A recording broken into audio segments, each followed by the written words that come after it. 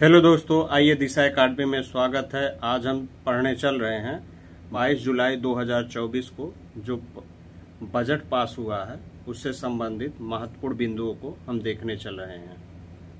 11.11 लाख करोड़ रुपए दिया गया है। रक्षा बजट पर 4.55 लाख करोड़ रुपए दिया गया है। ग्रामीण विकास पर 2.66 लाख करोड़ रुपए, कृषि पर 1.55 लाख करोड़ रुपए, शिक्षा पर 1.26 लाख करोड़ रुपए, स्वास्थ्य पर 89,000 करोड़ रुपए, सामाजिक कल्याण पर 57,000 करोड़ रुपए आवंटित किए गए हैं। एक बार फिर से देख लेते हैं।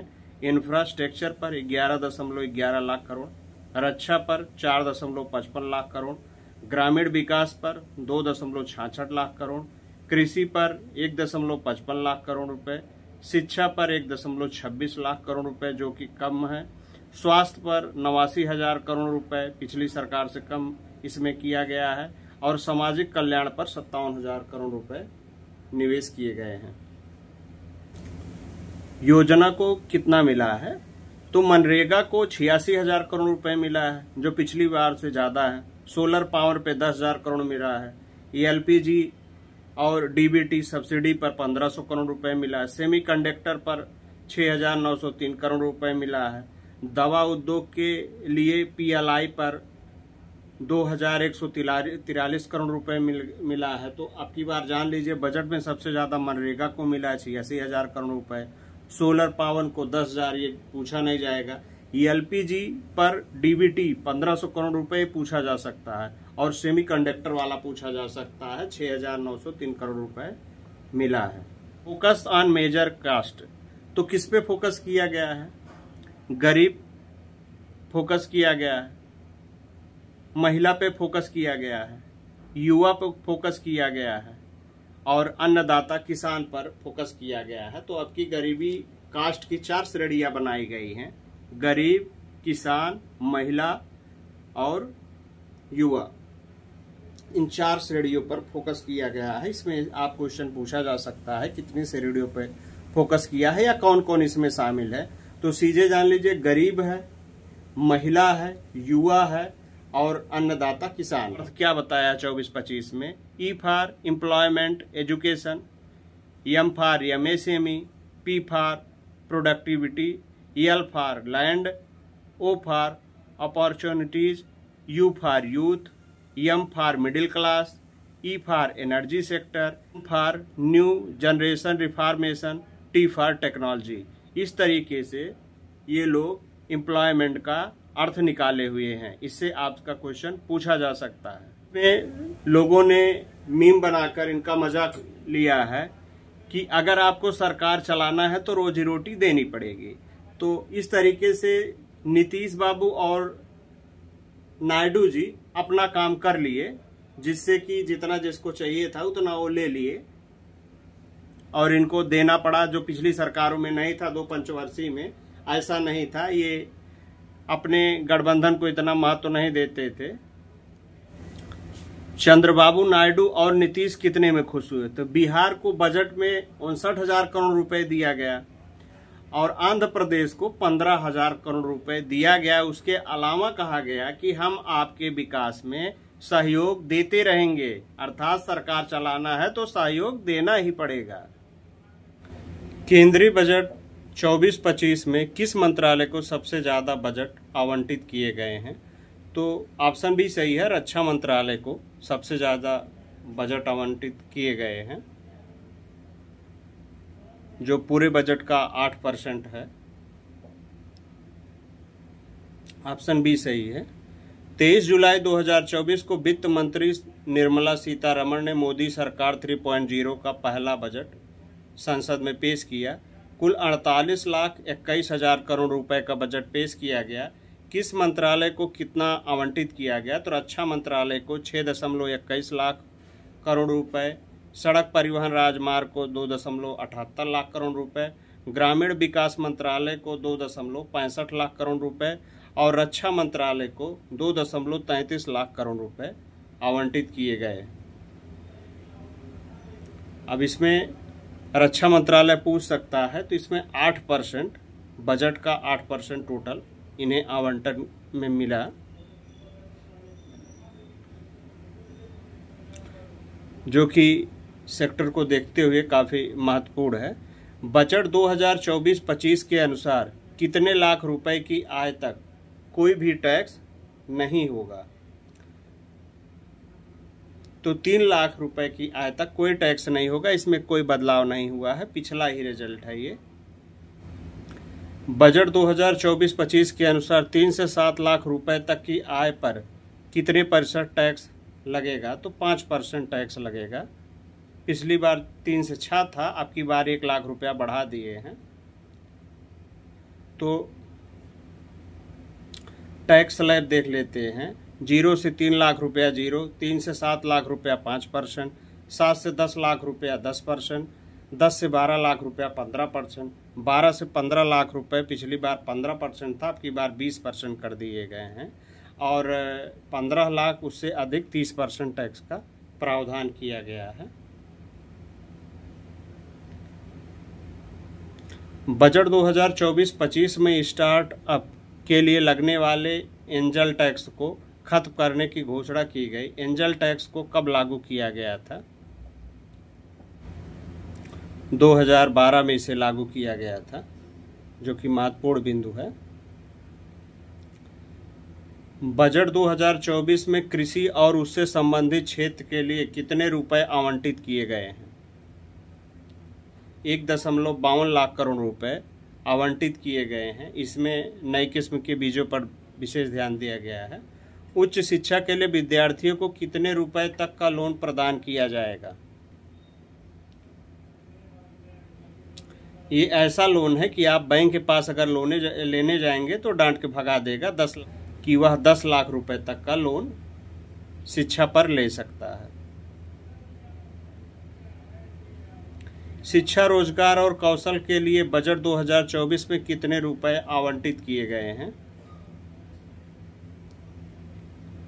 तो 1.48 लाख करोड़ रुपए रोजगार के लिए आवंटित किए हैं। बजट 2024 के अनुसार भारत की मुद्रास्फीति कितने % लक्ष्य की ओर बढ़ रही है? तो 4% के लक्ष्य की ओर बढ़ रही है। बजट 2024 में पहली नौकरी करने वाले के लिए कितने हजार रुपए की मदद का प्रावधान किया गया है? तो 15,000 रुपए 5-5 हजार करके साल सरकार अपनी तरफ से देगी। बजट 2024 के अनुसार देश भर में कितने नए इंडस्ट्रियल पार्क बनाए जाएंगे? तो 12 नए इंडस्ट्रियल पार्क बनाए जाएंगे। बजट 2024 के अनुसार अगले 5 साल में कितने लाख युवाओं को कुशल बनाने का लक्ष्य रखा गया है? तो 20 लाख युवाओं को कुशल लक्ष्य बनाने के लिए किया गया है। बजट 2024 के अनुसार पूर्वोत्तर राज्यों के विकास के लिए कौन सी योजना बनाई गई है? पूर्वोदय योजना बनाई गई है पूर्वोत्तर राज्य के विकास के लिए। बजट 2024 के अनुसार पूर्वोत्तर राज्यों में इंडिया पोस्ट पेमेंट बैंक की कितनी शाखाएं खोली जाएंगी? तो 100 शाखाएं वहां पर खोली जाएंगी। बजट 2024-25 में महिलाओं और लड़कियों को लाभ पहुंचाने वाली योजनाओं के लिए कितने रुपए आवंटित किए गए हैं? तो 3 लाख करोड़ रुपए आवंटित किए गए हैं। बजट 2024 के अनुसार पीएम आवास योजना के तहत कितने अतिरिक्त घर बनाए जाएंगे? तो 3 करोड़ अतिरिक्त घर बनाए जाने की योजना का प्रावधान किया गया है। बजट 2024-25 के अनुसार इंटर्नशिप प्रोग्राम के तहत 1 करोड़ युवाओं को कितने हजार रुपए प्रतिमाह भत्ता दिया जाएगा? तो 5,000 रुपए प्रति तिमाही भत्ते के रूप में दिया जाएगा। बजट 2024-25 के अनुसार सरकार 1 करोड़ युवाओं को अगले 5 साल में टॉप 500 कंपनियों में इंटर्नशिप का मौका देगी। इस इंटर्नशिप में 12 महीने की होगी। इसके तहत युवाओं को हर महीने 5,000 रुपये का भत्ता दिया जाएगा। साथ ही एक मुश्त मदद के रूप में 6,000 रुपये दिए जाएंगे। बजट 2024-25 में एनपीएस में एम्प्लॉयमेंट कंट्रीब्यूशन लिमिटेड को एम्प्लॉय की बेसिक सैलरी के 10% से बढ़ाकर कितने परसेंट कर दिया गया है? तो 14% कर दिया गया है। बजट 2024-25 में वित्त मंत्री ने नाबालिगों के लॉन्ग टर्म सेविंग के लिए किस स्कीम की घोषणा की है?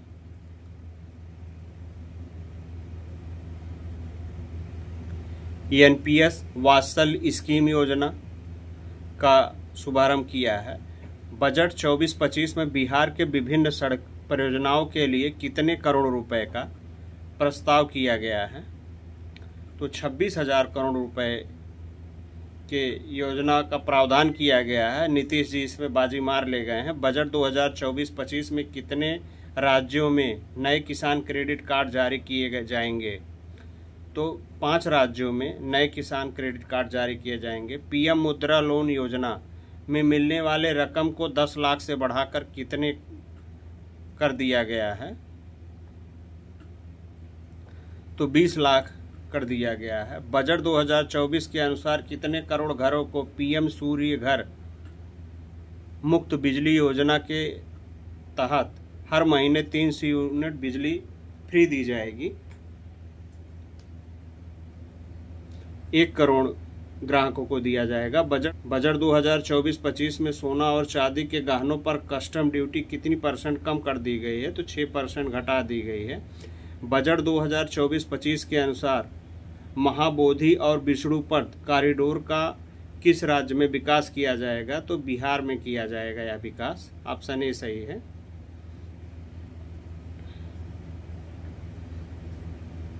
क्योंकि टूरिस्ट स्थलों को बढ़ाने का सरकार का अपना एजेंडा दिखता है, क्योंकि टूरिस्ट से बिना लागत के पैसा निकलता है।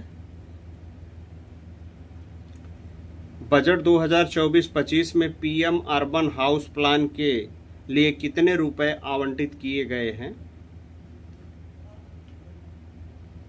तो 10 लाख करोड़ आवंटित किए गए हैं। बजट 2024-25 में सरकार ने विकसित भारत के लिए कितनी नई प्राथमिकताएं बनाई हैं? तो 9 प्राथमिकताएं बनाई हैं। बजट 2024-25 में भारत सरकार की 9 प्राथमिकताएं क्या हैं? कृषि, अर्बन डेवलपमेंट, रोजगार, social justice, infrastructure, manufactural service, investment, research and development, energy, next generation reform का किया गया है। ये इनकी 9 प्राथमिकताएं हैं। प्रधानमंत्री जनधन उन्नत ग्राम अभियान के तहत कितने हजार गांवों को लाभान्वित किया गया है? 63,000 ग्रामों को लाभान्वित किया गया है।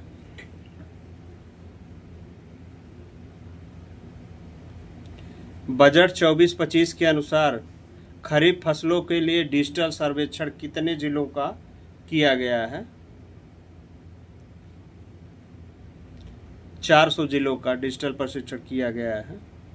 भारत सरकार ने बजट 24-25 में राजकोषीय घाटे को कितने % तक लाने का लक्ष्य रखा है? 4.5% तक लाने का लक्ष्य रखा है। बजट 2024-25 में वित्त वर्ष 25 के लिए कुल प्राप्ति लाख करोड़ रुपए अनुमानित है। तो 32.07 लाख करोड़ अनुमानित है। बजट 2024-25 के अनुसार वित्त वर्ष 2025 में कुल कितना व्यय अनुमानित है?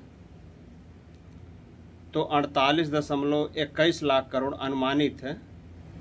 केंद्रीय बजट 24-25 संसद में किसके द्वारा पेश किया जाता है? तो निर्मला सीतारमण द्वारा पेश किया गया है, जो अब की बार 7वीं बार लगातार की हैं। लगातार 7वीं बार बजट पेश करने वाली पहली महिला वित्त मंत्री कौन है? तो निर्मला सीतारमण जी हैं, जिनको महंगाई से कोई मतलब नहीं होता है। किस महिला प्रधानमंत्री ने संसद में पहली बार बजट पेश किया था? इंदिरा गांधी जी ने पहली बार 1970 में बजट को पेश किया था। बजट पेश करने वाली पहली महिला कौन थी? तो इंदिरा गांधी जी थी। 1970 में इन्होंने पेश किया था। पीएम भी उस समय थी। केंद्रीय बजट पेश करने वाली पहली महिला पूर्णकालिक वित्त मंत्री कौन थी? तो इसमें निर्मला सीतारमण जी थी। 2019 से पेश कर रही है। सर्वाधिक बार बजट पेश करने वाली महिला वित्त मंत्री कौन है? तो निर्मला सीतारमण जी हैं। ऑप्शन ए सही है। जिनको पहली बार आभास हुआ कि देश में बेरोजगारी है, नौकरियों को सृजित करना चाहिए, इससे पहले इनको नहीं पता था, और इनसे महंगाई के बारे में आप बात करिए तो ये कहती है उस चीज को आप छोड़ दीजिए तो सस्ता हो जाएगा, क्योंकि ये एसी की मंत्री हैं, एसी वाली माता जी हैं, इसलिए इनको विशेष मोदी जी ध्यान देते हैं कि इनको वित्त मंत्रालय दे देते हैं, क्योंकि इनसे कोई जवाब नहीं कहेगा। बाकी मोदी जी दौड़े पर आते हैं, बाकी किसी से कोई मतलब है नहीं। 5 साल पर एक बार दौड़ा होता, उसमें किसी तरीके से झूठ बोल के जीत लिया जाएगा। सर्वाधिक 10 बार बजट पेश करने वाले वित्त मंत्री कौन है? मोरारजी देसाई जी। भारत के संविधान में किस शब्द का उल्लेख नहीं है? बजट का उल्लेख नहीं है, उसमें वार्षिक वित्तीय विवरण का उल्लेख है। भारतीय बजट व्यवस्था का जनक किसे माना जाता है? तो जेम्स विल्सन को माना जाता है। भारतीय बजट व्यवस्था का जनक किसे कहा जाता है? तो भारतीय बजट व्यवस्था का जनक जेम्स विल्सन को कहा जाता है। जेम्स विल्सन ने 7 अगस्त 1860 को प्रथम बजट पेश किया था, इसीलिए इन्हें जनक माना जाता है। गणतंत्र भारत का प्रथम बजट किसने पेश किया था? तो जॉन मथाई ने प्रथम बजट पेश किया था। ब्रिटिश भारत का प्रथम बजट 7 अप्रैल 1860 को जेम्स विल्सन ने पेश किया था। स्वतंत्र भारत का प्रथम बजट 26 नवंबर 1947 को R.K. षटमुखम सेट्टी ने पेश किया था। गणतंत्र भारत का प्रथम बजट 28 फरवरी 1950 को जॉन मथाई ने पेश किया था। बजट शब्द का अर्थ क्या है? क्योंकि पहले जब बजट पेश करना होता था, जो कागज पत्र होता था वो चमड़े की थैले में लेके आते थे। उसके बाद अब डिजिटल बजट पेश होने लगा, टैब में सब लिखा रहता है, तो उसके द्वारा पेश किया जाता है। बजट शब्द की उत्पत्ति किस भाषा से होती है? तो फ्रेंच भाषा से इसकी उत्पत्ति होती है। किस प्रधानमंत्री ने संसद में पहली बार बजट पेश किया था? तो पंडित जवाहरलाल नेहरू ने पहली बार। भारत के कितने प्रधानमंत्रियों ने प्रधानमंत्री रहते हुए बजट पेश किया था? तो 3। पंडित जवाहरलाल नेहरू, इंदिरा गांधी और मोरारजी देसाई ने पास किया था। मोरारजी देसाई ने पेश किया था।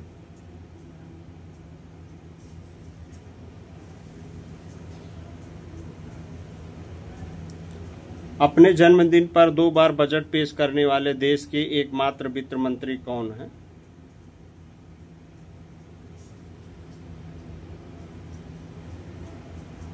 मोरारजी देसाई जी हैं। भारत में 1 अप्रैल से 31 मार्च तक चलने वाले वित्त वर्ष की शुरुआत कब हुई थी?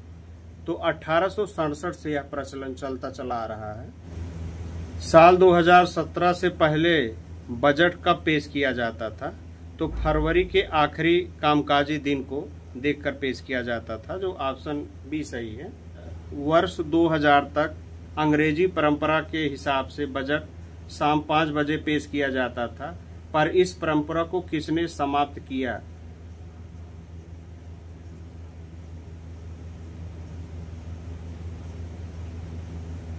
अटल बिहारी वाजपेयी ने इस परंपरा को समाप्त किया। शाम 5 बजे बजट पेश करने की परंपरा सर विल्सन ब्लैकेट ने 1924 में शुरू की गई थी। साल 2001 में अटल बिहारी वाजपेयी के नेतृत्व वाली एनडीए सरकार ने इस परंपरा को समाप्त किया एवं सुबह 11 बजे बजट पेश करने की शुरुआत की।